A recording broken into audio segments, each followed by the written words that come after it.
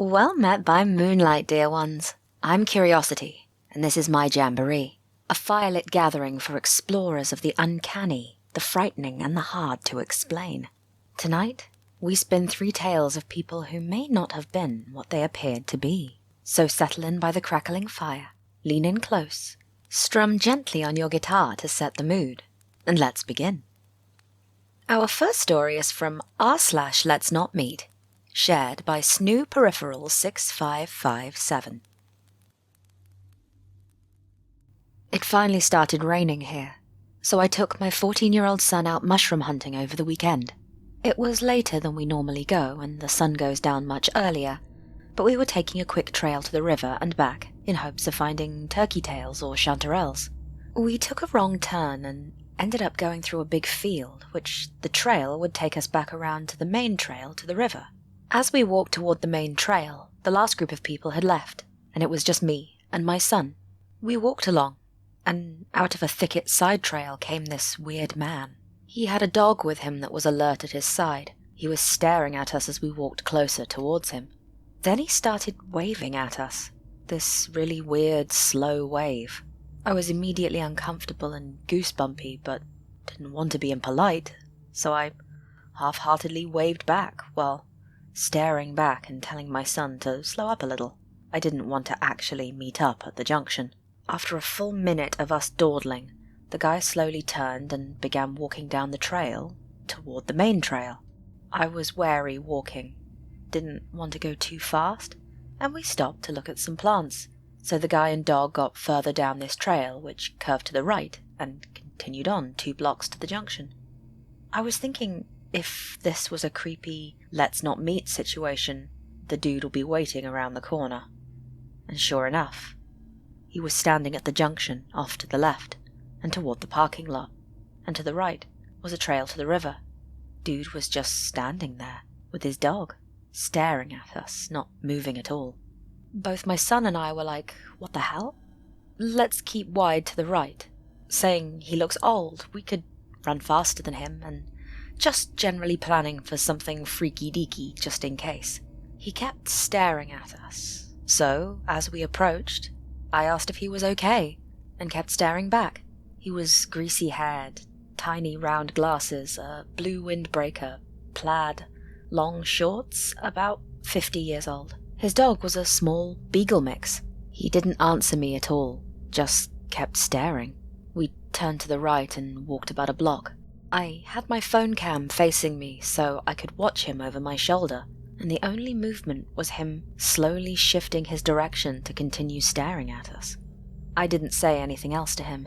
It was moderately unsettling with his stare, made more so by his lack of response, emotionless face, tiny weird glasses, and slow wave at us like a zombie. He did leave, because on our way back he was no longer standing on the main trail.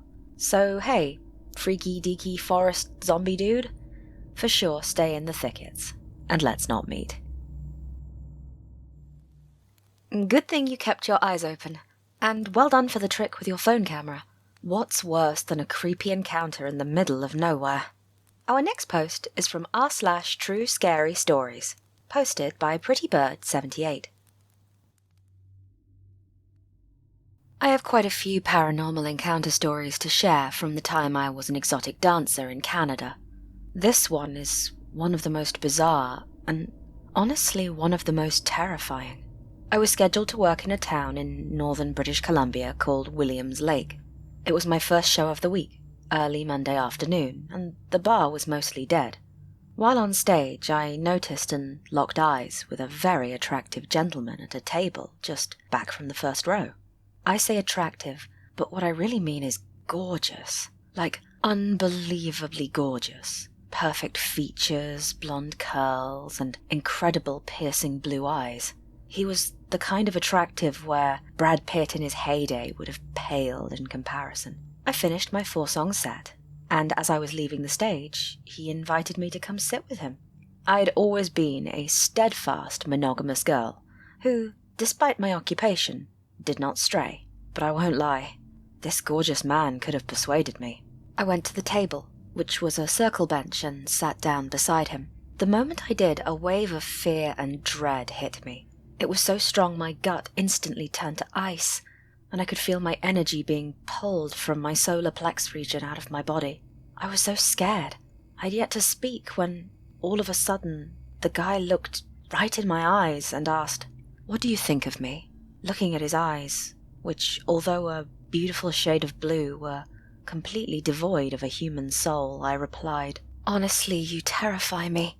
You feel ice cold, and looking in your eyes I don't see a soul. I'm not entirely sure you're a human being."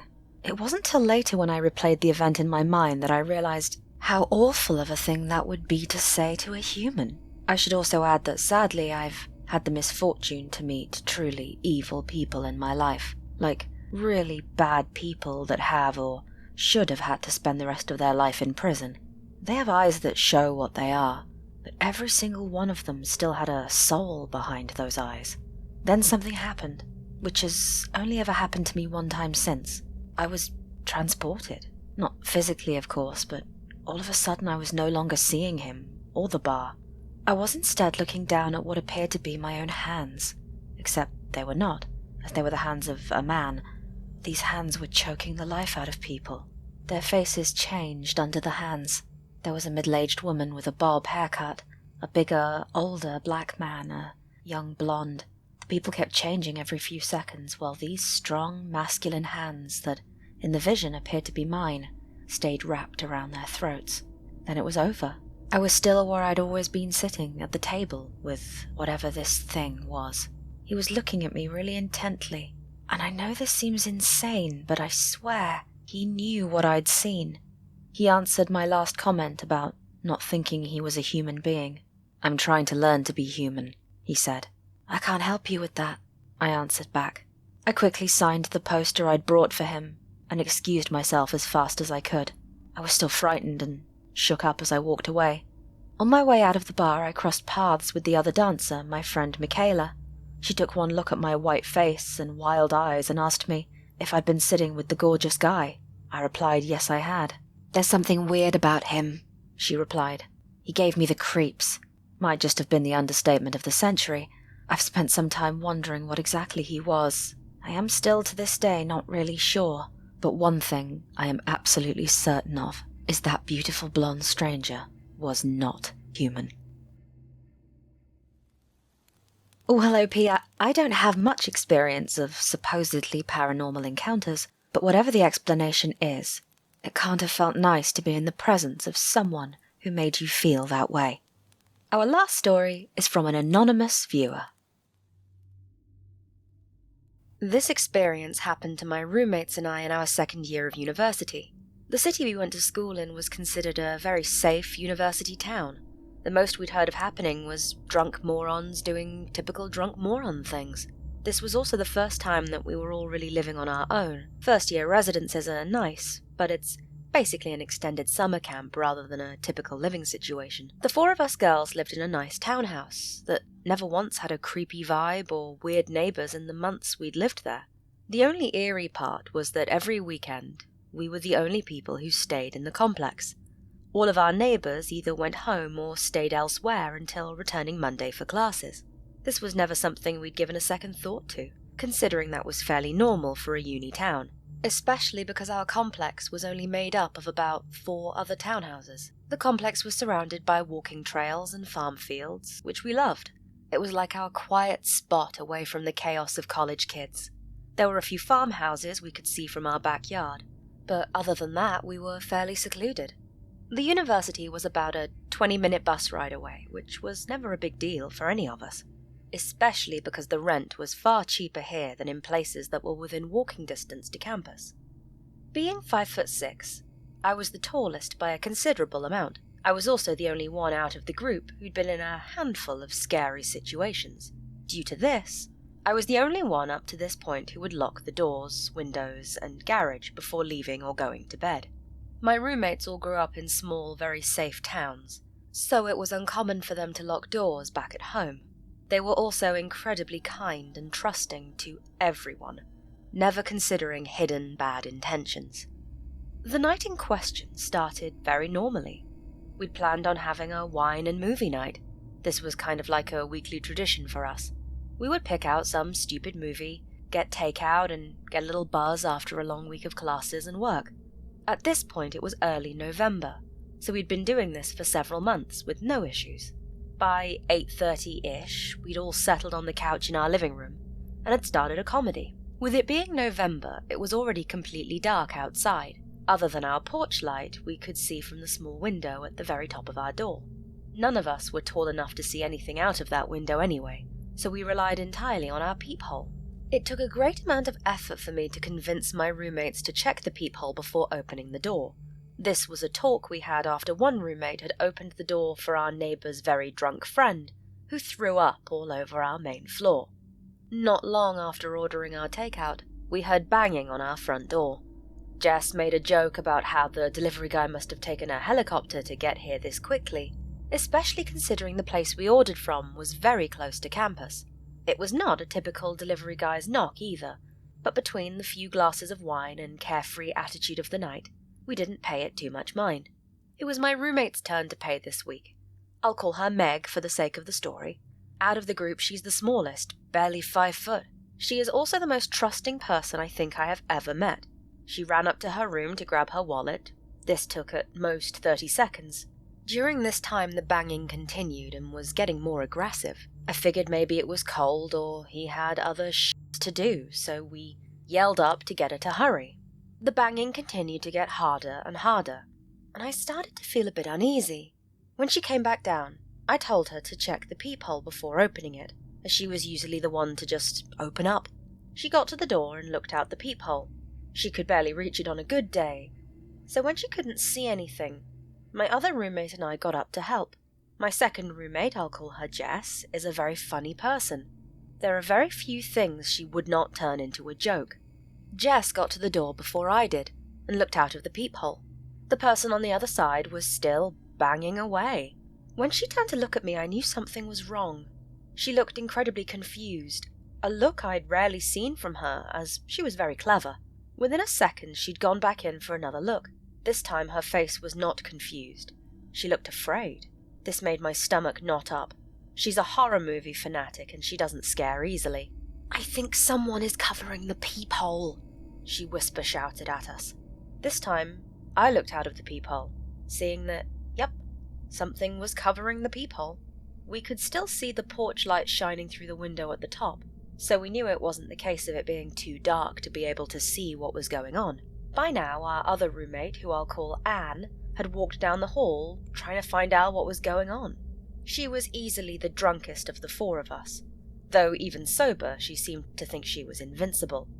"What's your problem? Open the door! The poor dude has his hands full," was Anne's wise idea. Jess and I explained what was going on. At this point, Meg, Jess and I all had a gut feeling that something was wrong. That's when Jess asked Meg to check the website she'd ordered our food on. Meg hadn't placed the order. Between the wine and the silliness of the earlier night, she'd selected our food, but did not finish the last step. The banging continued as our situation started to sink in. Anne still did not seem to grasp what was happening and tried to unlock the door. "Stop!" I snapped at her. Immediately I knew it was too loud. For the first time, the person on the other side of the door spoke. "This is the police. Open the door now. We have a few questions to ask you." A man's voice practically growled back at us. This sobered me up right away. I looked over at Meg, who was already welling up, then at Jess, who'd gone completely pale. At this point, Anne also realized something was not right, and froze, which is the least Anne thing she could have done. The banging was getting increasingly harder, to the point we could physically see the door breathe with each hit. Meg took Anne upstairs, trying to calm each other down and check if there was a police car parked outside, and to make sure our windows were locked. Though it was hard to do, it was possible to get onto part of our roof that made it possible to get to Anne's window. We heard a window slam, immediately knowing that it had been Anne's window. Being a bit of a thrill-seeker, Anne had taken out her window screen in order to sit on the roof. For some reason, this made what was happening very real. "Show me your badge, then we'll open the door," I yelled back. Instead of a response, it sounded like the guy started to kick the door. I told Jess to call the police, and ask if they had an officer dispatched to our address. Jess was shaking so badly at this point that it was hard for her to dial. Now Meg had come back down the stairs, sharing that there was no police car parked outside. Anne trailed behind her, standing on the stair landing trying to get a look outside the window at the top of the door. At that moment my blood ran cold, remembering that the man at the door had said, "we," and not "I." Jess had just come to the same realization. She sprinted to our back door, a large sliding glass door, and she double-checked that it was locked. Thankfully it had been. She drew the curtains as well, trying to minimize the chance of them seeing in. Within a minute the knocking started at our back door as well. Thank God she'd closed the curtains, because the idea of seeing whoever was doing that still gives me chills. "Uncover the peephole and show me your badge," I yelled again, trying to sound as intimidating as a young college girl could. We were met with silence, which was so much worse than the banging. "What's your badge number at least? Prove to us that you are the police," I screamed, trying to keep my voice from breaking. The only response I got back was a gravelly, "I can't do that." Jess had handed her phone off to Meg, who was sobbing now, trying to speak to the dispatcher. The banging now, coming from both sides of the house, must have been heard by the operator. "Is there someone trying to break in?" she asked Meg, obviously being unable to understand her. Meg frantically asked if police had been sent to our house. The answer we all knew by now was no. Meg babbled that at least 2 men tried to get us to unlock the door by impersonating a police officer. Meg was told to stay calm, that officers were on their way and be there in about 10 minutes. That made Meg cry harder, realizing just how long 10 minutes really is. The door was being hit so hard, I was worried it would break. Jess ran back toward our back door, making me worry that our kitchen window had been open. Trying to think, I pushed a chair under the doorknob and sat down, hoping the door would hold. Jess came back to the front door holding a kitchen knife and a fire extinguisher, which were the only things we had to protect ourselves with in case they got in. Anne was now sitting on the landing, flinching with each hit. Anne was farm tough and had no issue dealing with animals 3 times her size. What was happening now, though, was entirely different. We had nothing to really deter whoever wanted in. No prods and no backup until the real police show up. Not like what she was used to. She grew up having family as her neighbours her whole life. If anything were happening, her uncles and grandfather were at her front door in a minute flat. Anne's "I'm invincible" attitude was long gone. She was now as scared as the rest of us. Only having some wood and glass keeping these men out. Each hit to the back door made me expect whoever was there to break through the glass. "Open the fucking door!"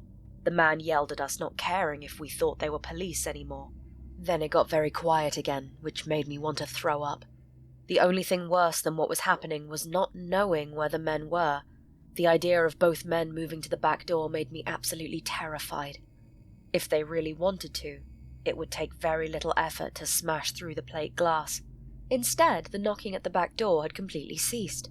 Within seconds of that, the front door started being hit again. Trying to wrap my mind around why they would leave the easiest entry for a heavy wood, I realized the back door was visible to the main road.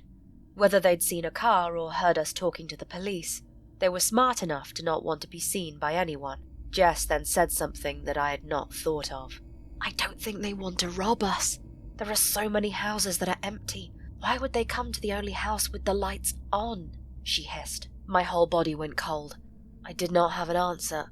All I could say was, "F***, you're right." Meg clearly felt the same because at this point she was practically hyperventilating. The 3 of us stayed quiet for a minute, awful scenarios running through our heads. Anne moved back up the last few steps and out of sight. The operator, who we'd forgotten was on speaker, spoke, which practically made me jump out of my skin.